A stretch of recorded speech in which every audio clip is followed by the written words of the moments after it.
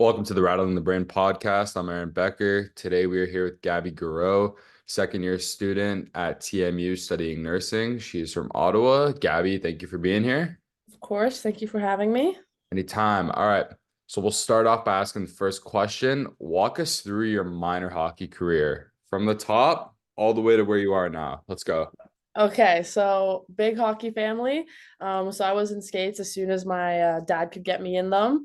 Like as you said, from Ottawa, Ontario, I was with the Canada Rangers Association for 3 years. So in my timbits when you were learning how to play pretty much and handle a puck, and then my both years of Adam and both years of novice and first year of Adam. Then I switched to the Ottawa Ice, which for my Adam, Pee Wee, and Bantam. And then in second year Bantam, we switched to the Lady 67s once you reach the double A level. So I played there for a year. And then my first year of midget, switched to Nepean. And then my last 2 years of midget, I played for the junior Central York Panthers out in Aurora. You have like a year that really stood out to you, like a most fun year or something that you'll just always remember, a certain team. Definitely my last year of junior, because my first year of junior, it was COVID. I had been freshly moved from Ottawa to Central York billeting. Mhm. Didn't really know anyone, schools online. So aside from my billet family, wasn't really seeing much of anyone. And then my grade 12 year, went to school, actually got to play a full year of junior hockey before going to TMU, and it was unreal. It was definitely worth the effort and worth the wait. So definitely the my grade 12 year heading into university. Solid. Some of the people who helped you get to where you are today. Name any people, parents, family, siblings, who Definitely helped you become where you my are. dad, Yeah. the one that I mentioned before. He coached me growing up. He followed me on all those different associations and stuff, coached me, drove me to all the practices and stuff, tournaments and whatnot. He was also one of my biggest supporters growing up and pushed me towards, obviously the where I am today. And I think one of my biggest coaches was Dean Westman. He coached me for, oh my God, I've got to say like almost 8 years. Me, him, Wow. and a group of like Canada girls, we all like switched and hopped from team to team together. So he was definitely one of my biggest encouragements growing up for sure. Like it. So you played hockey your whole life pretty much. Was there a certain point where you kind of realized you had a chance to play minor beyond minor hockey? Because like a lot of guys I know, they sort of realize that like this is their last year of playing hockey, they're gonna focus on their school. Was there Yeah. a certain time where you realized that like you could continue playing through university? Um, Honestly, I kind of had all hopes lost going into midget because when I switched to Nepean in my first year of midget, there's a whole transfer rule that was applied to Ottawa teams. So I couldn't make the double A team because all the transfer spots had already been guaranteed. So I went down to play midget A. And then I got, recruited and sought by the Central York Panthers, and they invited me to their junior team and stuff. And then COVID hit. So in grade 11, when is your biggest recruiting year, we weren't getting any exposure. Everything was locked down. We had like one or two practices a week with only 10 people on the ice. So I thought I was done for because by the time you hit grade 12, people are already committed, people are already applying to universities, and that's pretty much it. So when COVID was finally lifted, going into my grade 12 year, sending a couple emails out, going to a couple showcases with the team, getting some responses and actually going on tours and stuff, definitely got a bit more hope at that point. So definitely my grade 12 year, I became more of a reality. Very nice. So like this year for me, I kind of got like a little bit of a glimpse of what it's like to be an OUA athlete, and it was pretty sick. And like I'm gonna say there's a lot of things that like most people might not know. So what are some things that are kind of like behind the scenes? What are some things that go into being an OUA athlete from your perspective? I think there's a lot of time management, a lot of dedication that goes into it. Obviously, like athlete and the sport itself is a huge part of it, but students, the first word of that of student athlete, and I think that's like a huge part, especially being in nursing. It's really tough to kind of manage both when you're on the road all the time. You've got to really make sure that you're on top of your schoolwork or else you won't be able to play. You could lose your scholarship. There's a lot of factors that ride on how successful you are in academics. So it's definitely not just the spotlight of on the ice. There's also that behind the scenes stuff. So definitely that. And also just like the dedication of being able to commit to such a heavy workload. I feel as though it's really people don't really see how much we actually have to spend time at the rink or working out or meal prepping, just anything to help us get through the week and get through the busy schedule. Makes sense. Definitely a lot that goes into it and definitely a lot Yeah, of time.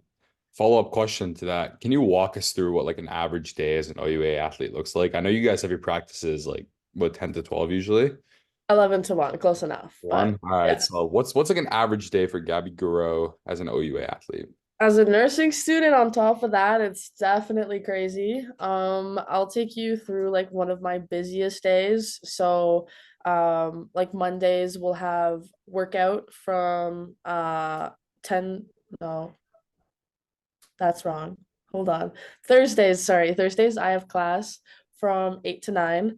Then we have practice from 11 to 1, a workout 1 to 2. I Uh, then have lab from 4 to 6, and then my elective from 6 to 9. So I have a lab, two lectures, a workout, and a practice. So that takes me from 8 a.m. to 9 p.m. straight. So that's definitely been my craziest day this semester for sure. That's insane. Where's your class? Like 8 to 9 class? Is it like is it far from the Mac or DCC. It's DCC is the okay. health complex. Nice. So a lot of my nursing classes are there. That's where my lab is too. So it's just a straight trek from church. So it's not too bad. And I'm sure you know too, like how big punctuality is, like especially when you're like in the weight room. Yeah. And I remember like one day I showed up. It was a Monday morning. I went home for the weekend. I left my gear in Pittman where I live. Yeah. Like, How did you go to the rink and forget your gear? yeah, it was bad. I don't know. I thought it was I was there, but How do you like, oh, let me go to practice, forget the yeah, gear? I know. I didn't realize it was still in my room. I thought it was there. So I get there, I realize my gear's not there. So I quickly run back to Pittman. It's about a 5 minute walk, but I think I got there in 2 minutes just sprinting. Yeah. Carried all my stuff back. But like I always planned to be a little bit early. So I was gonna get there 7:40, but we had to work out at 8.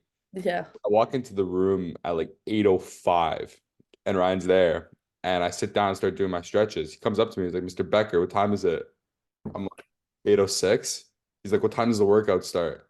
I'm like 8. He's like, never again. And like that was kind of the time where I kind of got it. I was like, okay, if I Yeah. get late, he's gonna like kick me out. You know what? We're all guilty of it. That man will keep you accountable. So 100%, yeah. 100%. Love him for it, but I've been in that position a couple too many times myself. So There you go.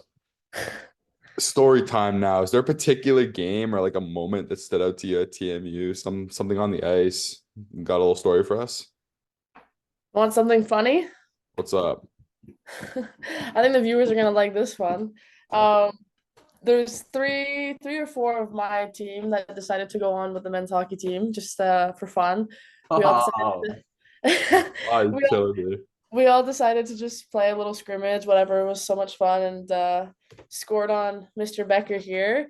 Top shelf seemed pretty stunned. All the men's hockey team was seemed to be giving you a hard time about it, Let's but get chirped for won't that. won't let live that down. That's for sure. Oh, that was bad. Like I had a bet on the ice with you ever before. I was not expecting that. It comes on a breakaway. I was expecting like a deke or something. You just roofed it like right over my shoulder, like back bar. I just look back. I'm like, there's no way. I was getting chirped for that too, like crazy. To Couple, this day, to this yeah, day. still to this day, a couple of boys are Yeah. giving me a hard time about that.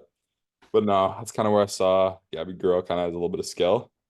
Oh, just a bit, No, eh? I knew you had skill. I just was not expecting that shot at all. Especially coming down like fully in full steam, just absolutely roofed it. Yeah, if only But I could if only if I could execute that on my breakaways in games. okay, I still give you props for that. Couple bad ones, but You're good. Any funny locker room stories, like a funny team story that you can share with the audience? Anything good? It's gotta be some. um you were just talking about how you were late to Yeah. a, a lift. There was one time I was late to a practice to get onto a bus because we weren't practicing at the MAC. We were practicing at UCC. I think it was when they had that video game Yeah, yeah, we were there too. thing. They had the video game thing, or maybe it was when they had. convocation, but there was something in first semester that we were at UCC practicing. Yeah. And the men's team was practicing before us, and so our coach had texted us in the group chat something about, the bus is going to leave like an extra 15 minutes early just to so the men's team can get back on time for lift or something. Yeah. My phone was on do not disturb because I was grinding out work the whole morning. I show up to the rink thinking I'm on time.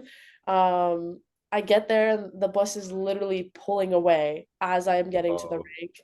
And I'm like freaking out. I'm like I look at my phone, I have missed calls from teammates, text messages, like where are you, whatnot. Bit of an airhead moment, didn't check my phone. So I got my ass up to the room, got my bag, Ubered to the rink like ASAP, got there on time, but missed the bus. That's pretty bad rookie mistake, even though I wasn't a rookie. yeah, I was Uh, gonna say. anyway, so yeah, I got wasn't my best or proudest moment, but got a little team fine for that. Got a little Nice. consequence from the coach, but you know what? All to be expected. So yeah, pretty funny moment from this year. That's brutal. You guys win that game against Ontario Tech, or? Ontario Tag, we swept them this year. This is a practice. Oh, this is a practice. Okay, This was a okay. practice at UCC.